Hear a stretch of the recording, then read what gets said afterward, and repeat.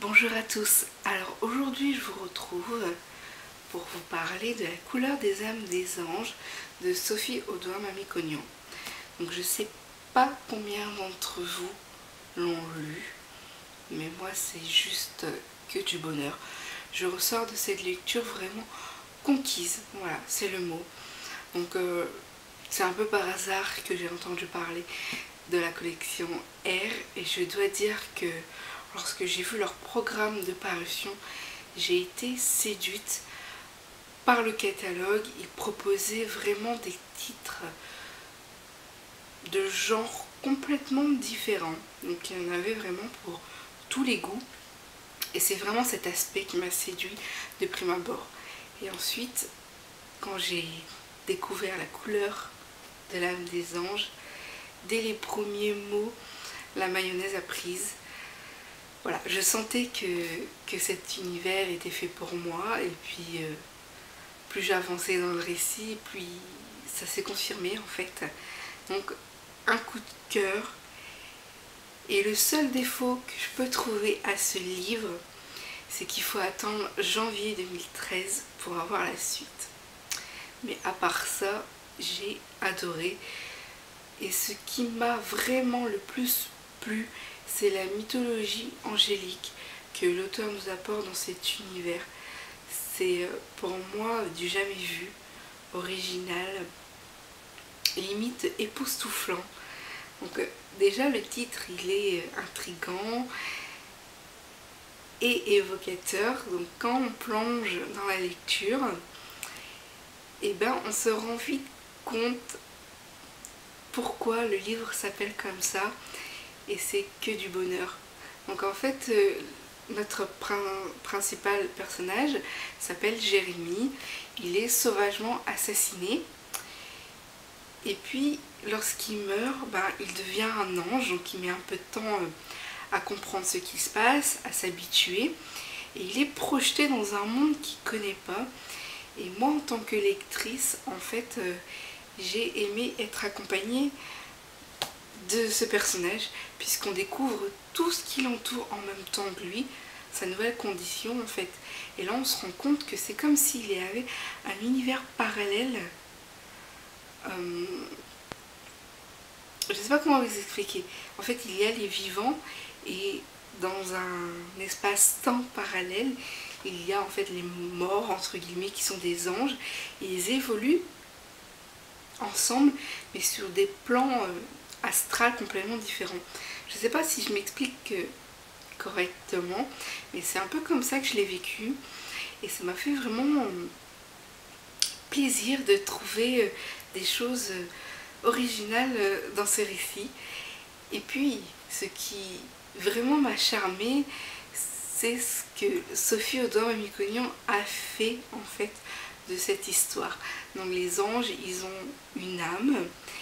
Et suivant ce qu'ils ressentent, enfin suivant ce qu'ils étaient dans leur vivant, et elle a une couleur, l'âme. Donc elle peut être bleue, rouge, rose, orange, et chaque couleur a une signification particulière. Et c'est, pour moi, c'est génial, j'ai adoré.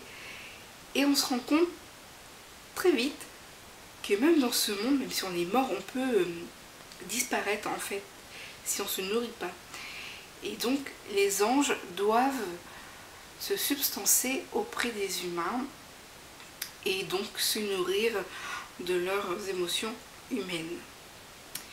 Et c'est vraiment un concept que j'ai adoré, adoré, adoré. Voilà, c'est vraiment un livre où il se fait bon de plonger dedans.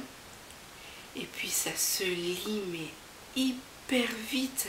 La plume, c'était la première fois que je la découvrais, puisque c'est mon premier livre de cet auteur.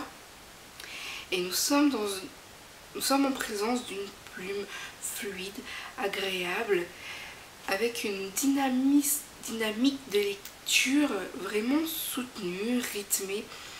On passe d'action en rebondissement, on s'interroge et puis l'auteur nous donne quelques pistes d'informations pour arriver petit à petit à l'intrigue finale. Et franchement, À partir du moment où j'ai plongé dans le récit jusqu'à la fin, je n'ai pas vu venir l'aboutissement de l'intrigue. Pour moi, je me suis laissée balader et pourtant je peux vous dire que au cours de la lecture, je me suis fait des films, je me demandais mais pourquoi il a été assassiné, dans quel but, par qui, et puis au final j'ai pas trouvé. Et pour moi c'était pas si évident que ça d'avoir les réponses en fait. Et au final, ah là là, quelle lecture! Franchement, si vous n'avez pas eu encore l'occasion de découvrir cette première parution de la collection R des éditions Robert Laffont, je pense que c'est une bonne entrée en la matière.